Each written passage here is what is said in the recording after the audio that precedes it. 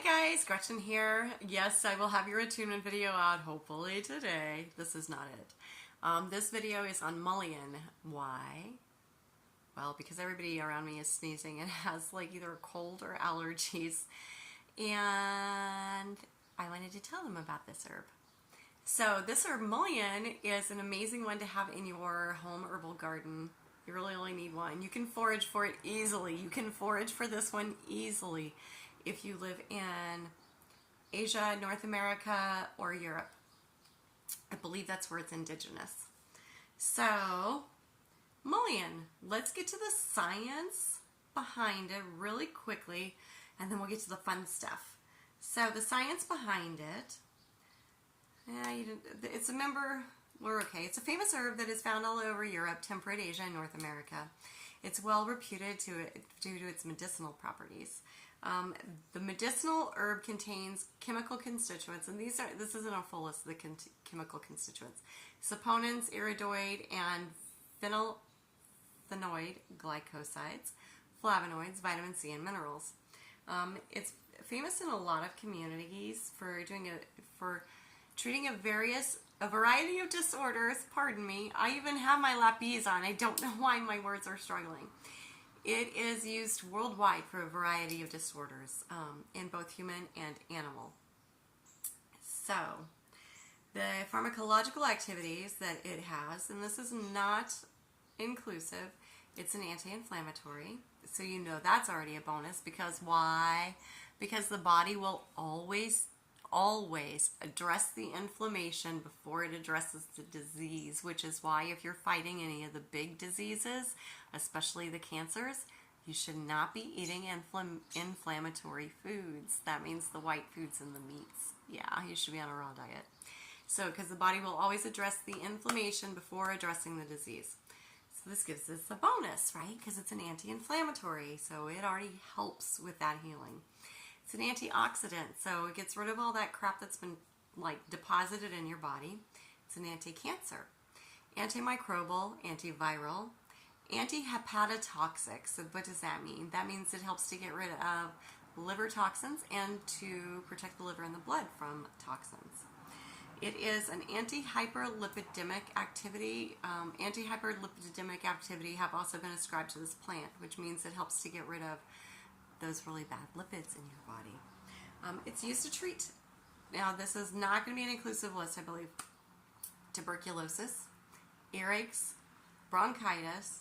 It has been has been used to treat a variety of other illnesses, which I'm going to get to on my other note. Respiratory health. What do I mean by respiratory health? So respiratory health is lung health, right? You knew that. This is an expectorant and a demecculant, so it makes you cough out that stuff.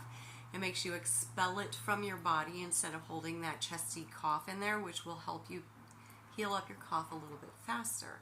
It was used in ancient times to heal up old coughs, or those coughs that just wouldn't let go. It is also used to clean your lungs after you quit smoking. I know people do this in a couple of different ways, and the parts of the plant that are used are the flowers, the leaves, and the roots. And I'm going to throw up, there are also lookalikes, and I know of at least one of those lookalikes is toxic to humans when taken in the same quantity that you would take the mullein. So make sure if you're foraging that you identify correctly, okay? Mullein. So, where were we? Oh yeah, the lungs. So it helps to expel congestion from the lungs, and it soothes the irritated membranes in the lungs. So double. Woo. It is effective in alleviating bronchitis, persistent cough, dry hacking coughs, whooping cough, colds, flu, and sinusitis. The saponins, remember we talked about the chemical constituents, so the saponins that are in the mullein also exhibit the antiviral properties, which add to its further effectiveness against flus and colds and that type of stuff that are COVID virus related. It is used to detoxify the lungs after quitting smoking. You can either breathe in the steam from its leaves, or you can drink the tea, and that will break up the lungs and clear out the tar that has been accumulated in the lungs. It can also help to cleanse and soothe the bronchial tubes and re-strengthen those lungs. It is used, and I do want to throw this out there, for those of you that have lung cancer or really weak lungs, it is used in lung cancer treatments if you're doing an herbalism regimen. So you would be, for lung cancer, you would be using Mullein, Valinus, Lintaeus, Cordyceps. There's one more that I always recommend for lungs. I cannot think of it right now. If I think of it later, I'll put it in the notes. But I know Valinus Lintaeus, Cordyceps, Mullein. I want to say reishi. Reishi's always something in there. But there's another, lungwort. Lungwort. So those are used in the lung cancer treatments. There's another one that's specific to small cell lung. Anyway, we'll get to that. No, that's cordyceps. So just kidding, they're all there. Anyway, and again, if you have cancer and you're fighting that, cut the inflammatory foods from your body so that your body can cure your cancer a lot faster, right? I mean, who wants to go through these treatments longer? It's an anti-inflammatory. Speaking of anti-inflammatory, it has both anti-inflammatory and analgesic effects. Now, Mullein has been used both internally and externally. Mullein contains a compound called can you do your job, Lapis? Verbicoside, which has proven anti-inflammatory actions and is particularly helpful in easing joint and muscle pain. Oxidative stress is a well-known cause of joint pain, right? Of inflammation, and this has antioxidant properties in it.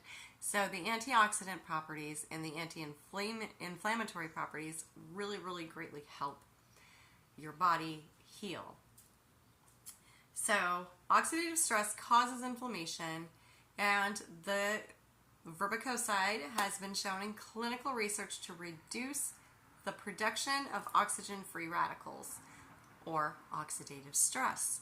So in this medicine, you have an anti-inflammatory, an antiviral, you have that great lung health builder, and then you also have this, right, this beautiful chemical constituent that gets rid, the verbicoside that gets rid, it reduces the production of the oxygen-free radicals, so it really significantly lowers the oxidative stress, and the oxidative stress damage is being done to your body. So it starts protecting your body from those damages, and these damages can be from like either you're fighting a big illness or you're just aging.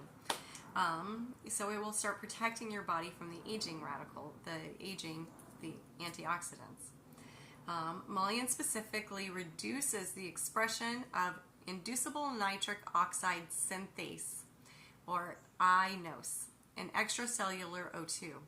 It reduces the production of the superoxide radicals, which are greatly increased during the inflammatory process caused by oxidative stress. So what it does is it reduces it and it suppresses these things, so the oxidative stress doesn't even get into your body after it takes a lot of that oxidative stress out and reduces that, and which reduces the stress on your physical body and reduces the stress on your body's natural systems to regenerate these healthy these healthy cells with these herbs, to regenerate the healthy cells in your body. It's an antibacterial, so it has potent antibacterial qualities actually. If you want to make an antibacterial oil, instead of using that pumpy alcohol shit that dries out your skin and really is like killing really bad things, then I would suggest making an infusion with olive oil and mullein and just carry around your little bottle of oil and put that on your hands, and at least you would be hydrating your body at the same time. I did want to throw this out there with the mullein and the oil. Actually, I think it's more of the powdered mullein, apologies, for staph. So you can put it externally to help with your staph. Take it internally too, to double do that. So because, here we go. Because it is such great antibacterial qualities, Clemson University in South Carolina show that it's effective against internally Klebsiella pneumonia, Staphylococcus aureus, Staphylococcus epidermis, and E. coli. So this makes it helpful for disinfecting wounds, right? Soothing burns, it also treats hemorrhoids. Pneumonia is a serious disease and should always be treated by your doctor. Always be treated by your doctor. Using Mullein during respiratory flus can help to keep the lungs clear and prevent pneumonia from setting in. You guys, my neighbor is mowing his lawn. So I'm in an apartment, but there's a little house next to me. I don't think I've ever heard them mow their lawn. So that's that noise you hear in the background. I have my windows open because it's a beautiful day today. It's not one of those super global warming days. All right, this one. This is how I was introduced to Mullein. I was in the city's called Cherokee, North Carolina. So the tribe is Salagi, right? T''Salagi, because that's how you say Cherokee for real, is Salagi, not Cherokee. Cherokee's just white person colonizer stuff. Anyway, so the Salagi, I was speaking with a native healer, and she was telling me about how there were two things that we talked about. First, smoking the Mullein instead of smoking cigarettes to help you stop smoking cigarettes. So smoking a Mullein mix will really help that, because not only will you stop smoking, but it will be repairing your lungs in the meantime. You do also need to breathe in that steam to do that lung repair. But Mullein helps with ear infections and earaches. Oh my Lanta, you guys. So what you do is you take olive oil. Well, first you're going to take like about a cup of, you fill your mason jar about halfway full with Mullein. Just loose Mullein leaves and most Mullein flowers. And then you'll put, on top of that, you'll take 2 heads of garlic, entire heads of garlic, and just crush them. You don't have to take the paper off. Just crush them, put them in there, top that with oil. And then after you've topped that with oil, you're going to put it in a pan of water. So the pan of water, the water is going to come up probably about 2/3 of the way up your jar. You're going to turn it on. You're going to bring it up to where it's warm. It's not boiling. It's not simmering. It's just warm, and it's heating the oils. And every 20 minutes or so, you're going to shake this oil. You're going to do this. You're going to heat this for an hour. After that, then you will strain your concoction. Double strain it. You don't want plant matter in there, because plant matter holds water, and water can cause mold in your oil. So make sure you get all of the plant matter out of your oil. That way you don't have mold in there. So you make sure your oil is nice and clear, and then you use 3 drops of that oil, and you put it right inside your ear. Don't drop it in your ear. Like, put it right inside and you work it in with your finger. Don't use a Q-tip. Just use your finger and you work it in. And that will get rid of your ear infection, your earache, and the like. Isn't that awesome? Like, something so easy that you can make in your house, and you don't have to shove antibiotics down your kid's throat. If your kid gets ear infections all the time, you know when the point is. It's like there's no return. My granddaughter was getting ear infections all the time, which is when this dinged in my head and remembered, oh my God, do you remember that conversation you had with that lovely woman, the lovely Salagi healer? Yeah, so that was my introduction to Mullein. All right. Oh, there was a study. Apologies. So the astringent, antibacterial, and antifungal activities of Mullein combined with garlic get rid of outer and middle ear infections. The Archives of Pediatric and Adolescent Medicine in 2001 published a study concluding that Mullein eardrops were equally effective as anesthetic eardrops. Okay? Alright. So if the pharmacological world is saying it's good, imagine how freaking good it really is. Yeah. So another study of 171 children conducted in 2003 found that those who used the eardrops with Mullein had statistically significant improvement in ear pain over the course of 3 days. It was also noted that children who were given the eardrops alone had a better response than those treated with the eardrops and penicillin. So the penicillin does not do the Mullein any favors. Just stick to one, and you'll be okay. I am not a doctor. This is not meant to replace medical advice. I am a master herbalist. This is advice as an herbalist. You guys ready for the fun stuff? Oh, animals. Let's get to the animals real quick. So, All right, so for animals, dogs specifically, it helps to reduce pain and inflammation. Because of the antimicrobial and antiviral properties, helps with their ear infections, can get rid of their kennel cough. It also can get rid of roundworm and ringworms in dogs. What? Yes! Yeah. So, isn't that amazing? You now have another new little herbal constituent for animal health. Yes. All right, so for dogs. Kids are out of school. Did you hear them? All right, so for dogs, let's start with the ears. Yes, it does the same thing for dog ears, canine ears, that it does for people ears. You'll use that same concoction. Then you'll put just a little bit in there and you'll work it in with your fingers. Okay, be gentle. But it really does have that extra antibiotic punch that will get rid of that ear infection. Works on the respiratory system similarly. It's a natural expectorant, irritation and inflammation reducer. So mullein leaves help treat coughs, bronchitis, asthma, and other respiratory problems in pets. I'm not sure if it's safe for cats. That's why I keep saying dogs. I know it's safe for dogs. It is a helpful herb with dogs that have kennel cough, so it can help get rid of that kennel cough. And it comes in handy for dogs who have allergies. It is great for their skin, those hot spots. It's skin soother. It helps to soothe their wounds, their hot spots, their bug bites, and burns. So you make a nice little poultice, or you can just make a tea and put a rag on there. And guess what? If they lick that off, it's not going to kill them, hurt them, or anything. That's fine. They're allowed to take it internally. So the way that you'll give your mullein, your dog and mullein, is you'll make either a strong tea, about 10 milliliters for every 30 pounds of body, or you can give them a glycerin tincture,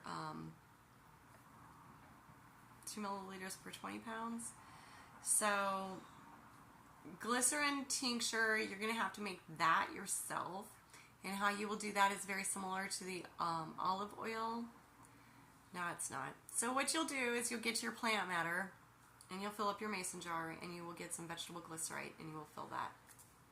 You'll shake it, make sure it's beautiful, and you'll put it in a cool, dry place. And then you will shake it daily for 6 weeks. And then you will double strain it, and that will be your glycerite tincture. It takes a little bit longer.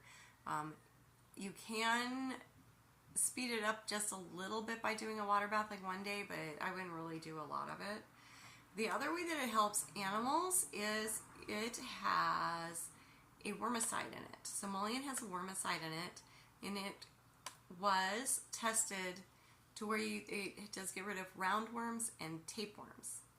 So it'll get rid of roundworms and tapeworms in dogs. I'm not sure about other animals, and I'm not sure about other worms. Those are the only two I know of. I'm not a vet either, just an herbalist. So please see your vet. Okay, let's get to the fun stuff. Do you guys want to get to the folklore and history? Yes! Yes. All right. It's called Jupiter's staff. In ancient Rome, it was known as Jupiter's staff because, let's see, Jupiter was the sky god. The sky god was basically like Greek's Zeus. So Jupiter and Zeus were pretty synonymous with each other. So Jupiter's staff, because Jupiter was thought to protect everything, so that makes it kind of interesting. It's called the candlewick plant or candle flower. Miners used to light the flowers on fire and take them into the mines with them. Which brings us to the next thing. Not that one. So they used to burn mullein around small children to release evil spirits from them, release ghosts from them, to like not have them around there. It was a really good smudging herb to have back in the day.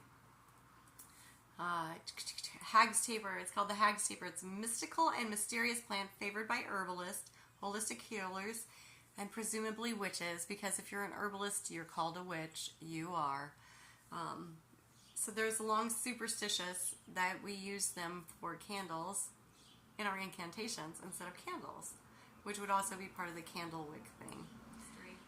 The uses of mullein as food and medicine stretches back Discordia, 64 AD, recorded it as useful for constipation, ruptures, convulsions, old coughs, toothaches, inflammations of the eyes, wounds, and scorpion stings. You live in those southern states, that Mullein information with that scorpion sting may help, especially if you're down there by like Mexico and stuff, or you're in Central or South America even. In Rome, the stalks were used as ceremonial torches, stripped of its leaves and dipped in tallow. The spike could hold a flame when carried aloft from place to place. During the 1849, it was known as the miner's candle, the California gold rush. It also enjoyed a magical reputation as a protector against witches and their spells. It was planted on monastery gardens to ward off evil spirits. You know, the witches that are using them in their herbal concoctions. Traditional use has been used in tinctures and tea form. So those are some of the more interesting little stories for it. And like I said, it has been used by indigenous cultures for millennia. Not just North American indigenous, but indigenous cultures throughout the world. It is a great one to have, and one that you should definitely have if you have any type of allergies or lung problems, or just want to keep a really, really strong antibacterial around. If you have friends that have cancers or asthma, bronchitis, tuberculosis, and they're not familiar with this herb, get them familiar with this herb. They'll love you for frickin' ever. They will love you for frickin' ever.